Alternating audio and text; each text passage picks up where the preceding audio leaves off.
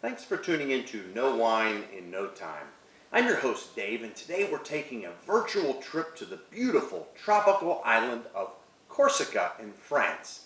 Now, where exactly is Corsica? Well, it's solidly in the Mediterranean. It's about 100 miles southeast of France, about 7 miles north of Sardinia, and about 50 miles from the coast of Italy. Now, this particular island really is owned by the French, but much more Italian than it is French. But when we go back in history, it has always had a wonderful French connection. Matter of fact, Napoleon Bonaparte was born on this particular island to some noble vineyard owners back in the 1700s. So even back at that time, the French had some influence there. But when we look at some of the names of the different towns and even the grapes that are grown there, it certainly has a little bit more Italian influence than anything else. Over the years, this particular island has been owned by 6 different countries, and grape growing dates back there over 2,000 years. When we look at Corsica as a whole, it is the most mountainous of all the islands in the Mediterranean. It's not very big in size, but the top peak on the mountain is Monte Cinto, and that particular mountain is 9,000 feet in elevation. When we look at where the vineyards are on the island of Corsica, and if you are French, by the way, you call this island Corse, but the rest of the world calls it Corsica.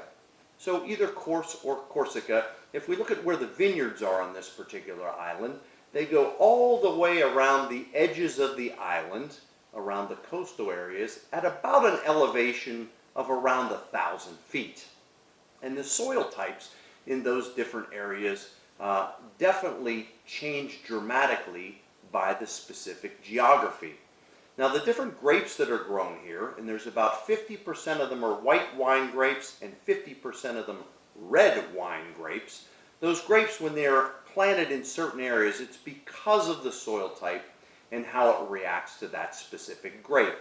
So when we look at probably one of the #1 varietals in all of Corsica, we talk about Vermentino. Now, since we are on a French island, we will call this by its French name, which is Rolle. So Rolle is in a specific area in the north part of Corsica and planted in a soil type called schist. So no, this wine doesn't taste like schist. It's a specific soil type, which is basically plate rock with a little bit of mica and quartz in it. When we look at the different reds that have been brought to this area, the first one we come to is one called Nilaxiu. Now, Nilaxiu is actually Sangiovese. So when we look at its roots, it is Sangiovese by DNA, but we call it Nilaxiu here in Corsica. And this particular one is planted in the granite soils of the west. Now, we also have a grape called Sciaccarello. So Sciaccarello is known by its name in Italy as Mammolo. So Mammolo is actually grown in the areas in marl type soil. So marl is calcium-rich limestone, and that's in the northwest portion of Corsica. So Corsica really does offer quite a diversity of different wine grapes, both on the red and the white side. For the purpose of today, I want to concentrate a bit more on the Rolle, or the Vermentino. In this particular situation, we have a wine from Domaine Vetrici. Vetrici certainly sounds more Italian than it does French. And let's go ahead and take a look at this. This is 100% Rolle or Vermentino, and it's very light straw yellow in color. If we swirl to liberate some of the aromas, coming out of the glass, we get everything from a little bit of peaches and apricot to almost a little bit of beeswax in this particular wine. Let's go ahead and roll it across the palate.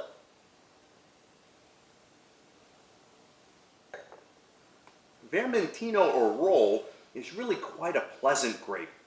This particular grape has really beautiful flavors that almost border on tropical.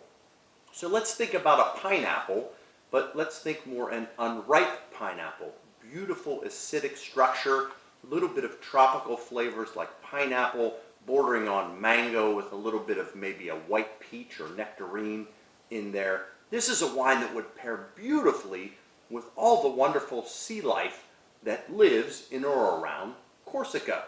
And that's why that wine goes so perfect with that type of dish. So I'm going to enjoy a little bit more of Domaine Beatrice's Corsican White. So please come back next time, because soon you'll know wine in no time.